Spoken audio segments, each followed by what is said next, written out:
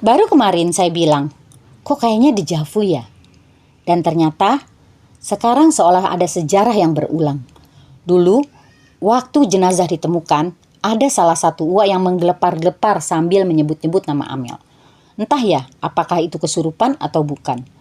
Lalu, pada saat didatangkannya K9, ketika Danu digigit anjing, Waida kesurupan sambil menyebut-nyebut nama Yosep, seolah mengambil alih perhatian Ibu Kapolres.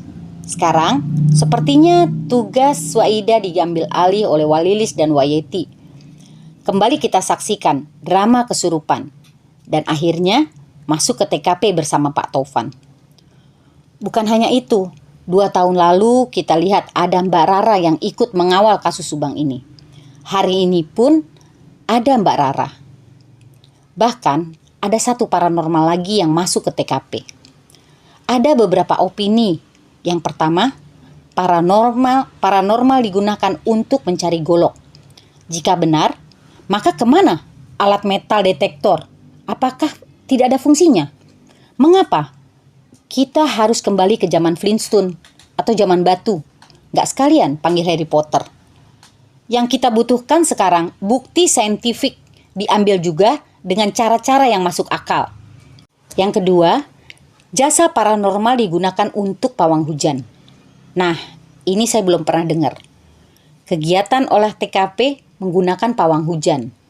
Kecuali olah TKP-nya di Mandalika kali ya.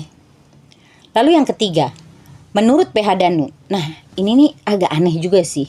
PH korban dengan PH tersangka sama. Aduh, udah gak ngerti lagi lah ini. Soal ini serahin aja sama Yang Maha Kuasa. Menurut PH Danu, paranormal digunakan untuk menenangkan keluarga korban.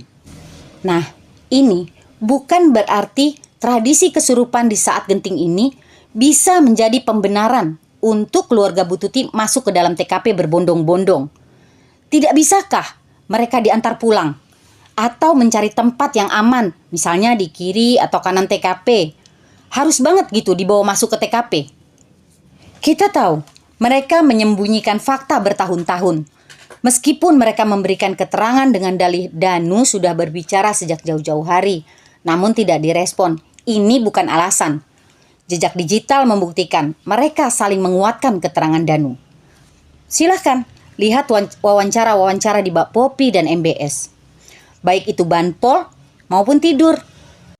Ada hal-hal yang mungkin terjadi jika keluarga Bu Tuti dan Yoris masuk ke TKP. Hal terburuk adalah mempengaruhi pikiran Danu.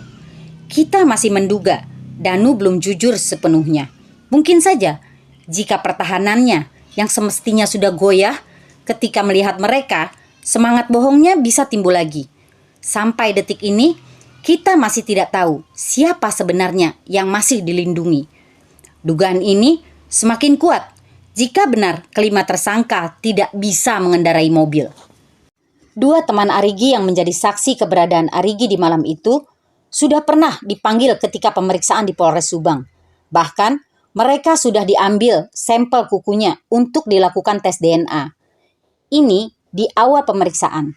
Saat ini Pak Rohman baru memunculkan 2 orang tersebut. Dan ini munculnya setelah penetapan tersangka. Ada kemungkinan loh kedua orang ini belum pernah dipanggil pada penyelidikan yang sekarang. Ada 2 hal yang memungkinkan. Pertama, Polda Jabar tidak memiliki informasi ini.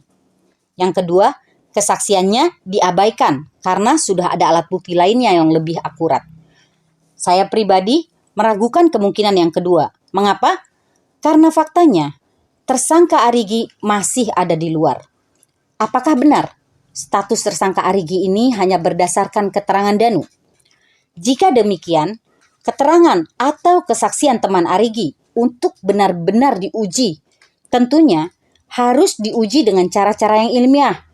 Bukan dengan cara-cara, saksi melihat ke atas kalau ngomong, ke bawah, ke atas, ke bawah matanya. Dan itu dilakukan berkali-kali. Terus langsung divonis saksi ini bohong. Gak gitu juga ya Pak. Ini pasal 340. Yang kita mau, para pelaku dihukum maksimal tanpa ada celah untuk membantah. Dan yang paling penting, Saksi ini harus diberi pengetahuan yang cukup tentang pasal-pasal yang bisa menjerat jika saksi ini berbohong, agar kita yang mengawal teryakinkan serta tidak salah kawal. Kasus pembunuhan berbeda dengan pemilihan umum. Pada kasus pembunuhan, penetapan tersangka berdasarkan 2 alat bukti yang sah, bukan tergantung dengan banyaknya suara. Emangnya pemilu? Nih, buat para pengusaha laundry, boleh tuh minta resepnya sama Pak Yosep. Ramuan penghilang noda darah anti endusan anjing pelacak. Yang bunuh dia, yang matiin dia, yang gotong dia, yang digarot anjing dan ladalah su asu kon kena covid